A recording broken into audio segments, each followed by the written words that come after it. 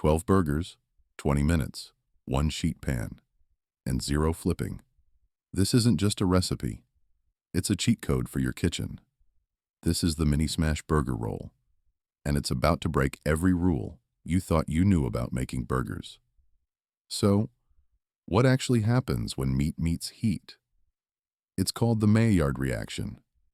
It kicks in at 300 degrees Fahrenheit and peaks around 330. That's when amino acids and sugars party up, creating hundreds of new flavor compounds in seconds. That's the entire magic trick of a smash burger. It's not about thickness. It's not about locking in juices. It's about surface area. The more meat that touches the hot pan, the more crust you get. And the crust is where the flavor lives. Think about traditional burgers. You make them thick. You flip them carefully. You're losing half the potential for that delicious crust. Smash burgers flip the script. You take a ball of beef and crush it onto screaming hot metal. Maximum contact. Maximum Maillard. Maximum flavor. This isn't some new age cooking hack. The technique was born way back in 1922, El Reno, Oklahoma. During the Great Railroad Strike, a guy named Ross Davis at a joint called Hamburger Inn did something clever. Beef was pricey, so he smashed thinly sliced onions right into the patty. He stretched his supply and accidentally created something incredible.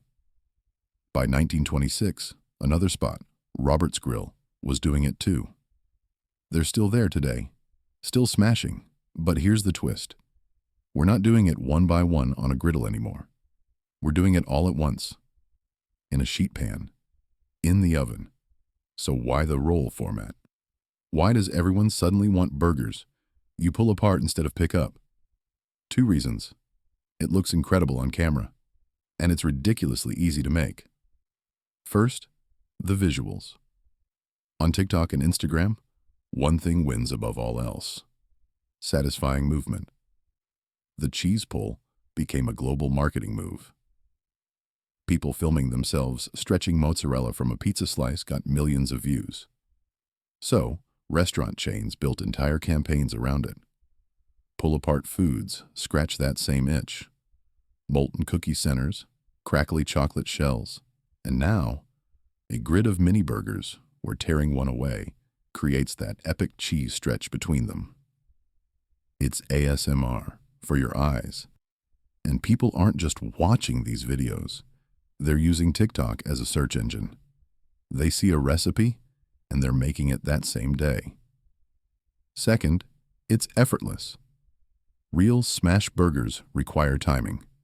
You have to press the patty within 30 seconds of it hitting the griddle, and you only press it once. Press it again, and you're just squeezing out all the fat and juice, leaving you with a dry puck. You're juggling multiple patties, watching, flipping. It's active cooking. Sheet pan burger rolls? You press the beef into the pan one time.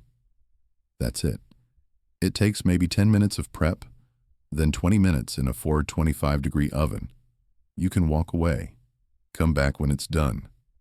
You can even assemble the whole thing the night before and bake it when your guests arrive. It's the ultimate low-effort, high-reward meal. There's one more key player that makes this all work: Hawaiian rolls. They're sweet, soft, and they come in a connected sheet. That's the secret. You slice the entire block of rolls in half horizontally, layer on your ingredients, and bake it as one unit.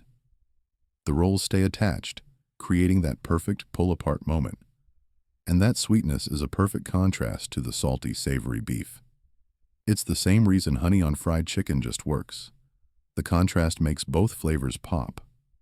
This format is built for sharing. You're not handing out individual burgers. You're putting a tray down and letting people dive in. It's communal. It's interactive. It's made for social media, and it's made for parties. All right, here's how you actually do it. Get yourself some 80-20 ground beef. That's 80% lean, 20% fat. The fat is crucial. It renders while cooking and keeps everything moist and flavorful. Press the beef evenly into a sheet pan. A great trick is to put parchment paper on top and use another pan to press it down flat. You want a uniform thickness for even cooking. Season it simply. Salt and pepper are all you really need. The crust is the star of the show. Bake it at 425 degrees for about 12 to 15 minutes. When you pull it out, drain the fat. Do not skip this step, or you'll have a greasy mess. Layer on your cheese slices. American or cheddar melt beautifully. Pop it back in the oven for just 2 minutes until it's gooey. While that's melting, slice your sheet of Hawaiian rolls in half. Place the bottom half on your serving tray. Now, cut the cooked beef into a grid of squares, one for each roll.